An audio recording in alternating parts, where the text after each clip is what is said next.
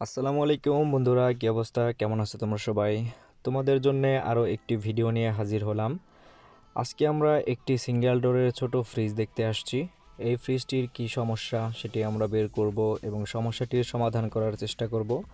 আজকের ভিডিওতে আমি মূলত তোমাদের সাথে শেয়ার করব আমরা ওমানের ভেতর কিভাবে কাজ ধরে থাকি এবং কিভাবে কাস্টমার ডিল করি এবং কত টাকা নেই, আনুমানিক কত টাকা আমাদের খরচ হয় এবং কত টাকা আমাদের লাভ হয়, এই বিষয়ে খুঁটিনাটি আমি তোমাদের সাথে শেয়ার করার চেষ্টা করব।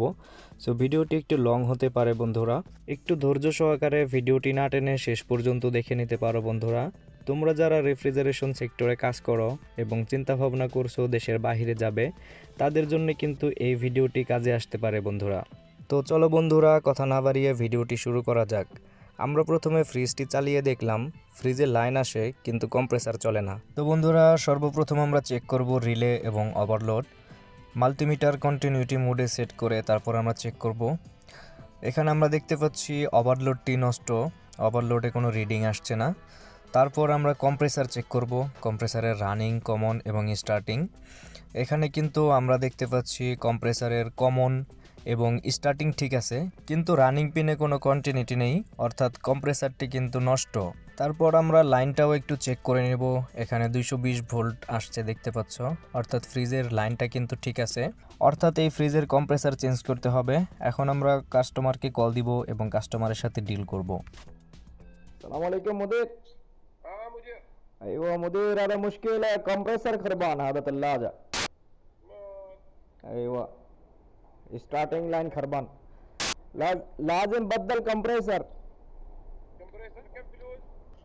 اذا انت حصل بشيء رخيص ما يجي زياده 10 ريال كل تصليح ركب. 10 ريال كمبرسر اشتري بعد جيس. مشان اخو سوي 15 ريال، نعم سوي 15 ريال مشان اخو. 15 ريال برابر بس يجي. يجي ان شاء الله. سوي بدل كمبرسر واحد وركب جيس يمشي. اذا اوكي زين ركب له. তো বন্ধুরা, আমরা কাস্টমারের সাথে কথা বলে নিলাম। কাস্টমার বলল যত কমের ভেতরে পারো ঠিক করে দাও। যেহেতু নতুন কম্প্রেসার লাগালে খরচ বেশি পড়বে, সেহেতু আমরা পুরাতন কম্প্রেসার লাগাবো।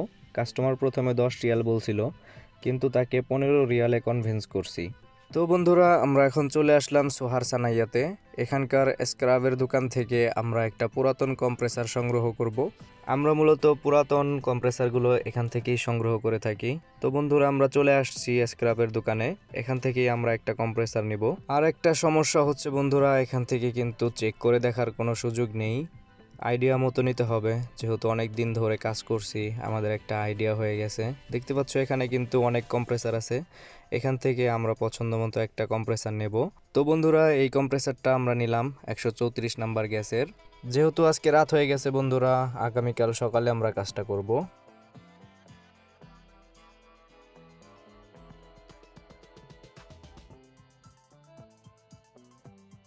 তো বন্ধুরা, আমরা পরের দিন সকালে চলে আসলাম কাস্টমারের বাসায় কম্প্রেসারটি লাগানোর জন্য। আমরা প্রথমে কম্প্রেসারটি চেক করে দেখব কম্প্রেসারটি ঠিক আছে কিনা। তো দেখতে পারলে বন্ধুরা, আমরা কম্প্রেসারটি চালিয়ে দিছি। কম্প্রেসারের সাকশন প্রেসার এবং ডিসচার্জ প্রেসার কিন্তু ঠিক আছে, অর্থাৎ কম্প্রেসারটি একদম ঠিক আছে। তো বন্ধুরা, আমরা এখন এই কম্প্রেসারটি ফ্রিজটিতে লাগাবো। তো নষ্ট কম্প্রেসারটি আমরা ফ্রিজ থেকে খুলে নিচ্ছি।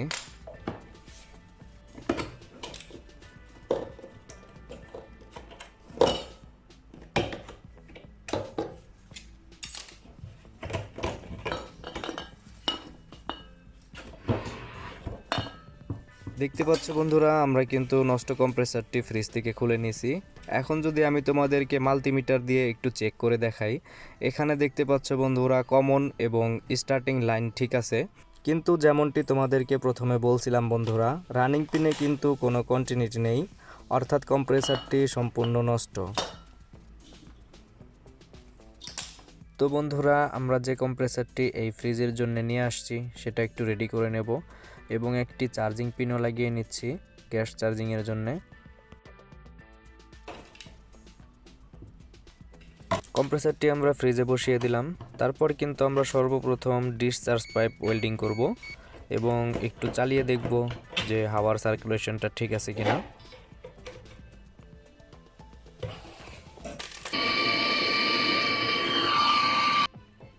আমরা ডিসচার্জ পাইপটি ওয়েল্ডিং করে নিলাম।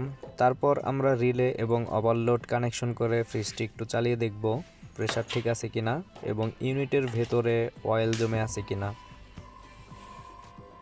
বন্ধুরা দেখতে পারলে প্রেসার কিন্তু একদম ঠিক আছে এবং ইউনিটে কিন্তু কোনো অয়েল জমে নেই। তারপর আমরা ফিল্টারটি চেঞ্জ করব, কেননা কম্প্রেসার চেঞ্জ করার সাথে সাথে কিন্তু ফিল্টারটা চেঞ্জ করা খুবই জরুরি। আমরা নতুন একটি ডায়ার ফিল্টার নিয়ে নিলাম। তারপর আমরা ফিল্টারের এক প্রান্তে কিন্তু একটা তার কাটা দিয়ে ফোঁটা করে নেব, কেননা এখান থেকে কিন্তু আমাদের ফ্রিজের ইউনিটটি ভ্যাকিউম হবে।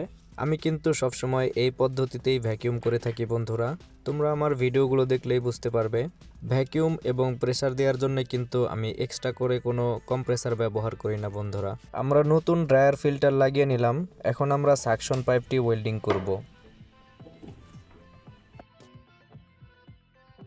যেহেতু এটি পুরাতন কম্প্রেসার, এই কম্প্রেসারে কিন্তু অয়েল চার্জ করতে হবে। দেখতে পাচ্ছ বন্ধুরা, আমরা 134-এর অয়েল নিয়ে নিছি। কম্প্রেসারটি রানিং অবস্থাতেই আমরা চার্জিং পাইপের মাধ্যমে প্রায় 60 ml পর্যন্ত অয়েল চার্জ করে নিলাম।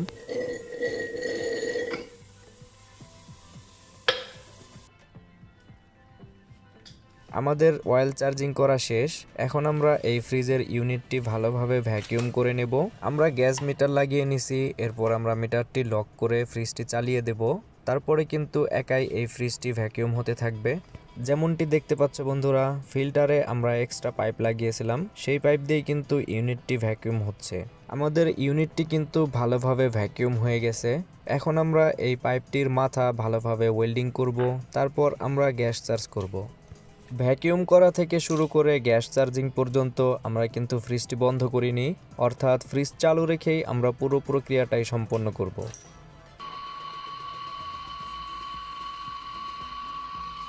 আমরা পাইপটি ওয়েল্ডিং করে নিলাম, তারপরে একটু পানি দিয়ে দেখব এখানে কোনো লিক আছে কিনা। তো কোনো লিক নেই বন্ধুরা। আমরা এখন এই ফ্রিজটিতে গ্যাস চার্জ করব। ফ্রিজটি কিন্তু এখনও চলছে বন্ধুরা, দেখতে পাচ্ছ ফ্রিজের ইউনিটটা পুরো ভ্যাকিউম হয়ে আছে। এখন আমরা রানিং অবস্থাতে এই ফ্রিজটিতে গ্যাস চার্জ করব। এই ফ্রিজের কম্প্রেসারটি 134 নাম্বার গ্যাসের। পাইপের ভেতরে থাকা এক্সট্রা হাওয়াটা আমরা ছেড়ে নিলাম। তারপর একটু একটু করে গ্যাস চার্জ করব। আর গ্যাস চার্জ করা হয়ে গেলে তারপর আমি তোমাদেরকে দেখাবো ফ্রিজটি কীরকম কুলিং করছে।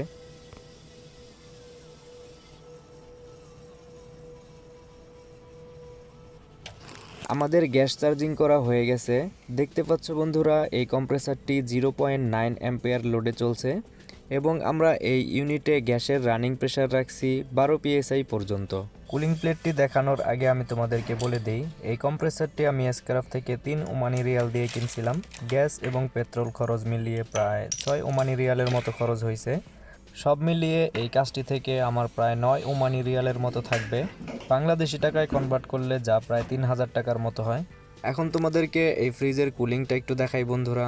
দেখতে পাচ্ছ কুলিং প্লেটে কিন্তু অলরেডি বরফ চলে আসছে। গ্যাস চার্জিংয়ের 10 থেকে 15 মিনিট পরে কিন্তু আমি তোমাদেরকে দেখাচ্ছি বন্ধুরা। 3 থেকে 4 ঘন্টা চলার পরে কিন্তু ফ্রিজের কুলিংটা আরও পারফেক্ট হবে। তো বন্ধুরা, আজকের ভিডিওটি এ পর্যন্তই।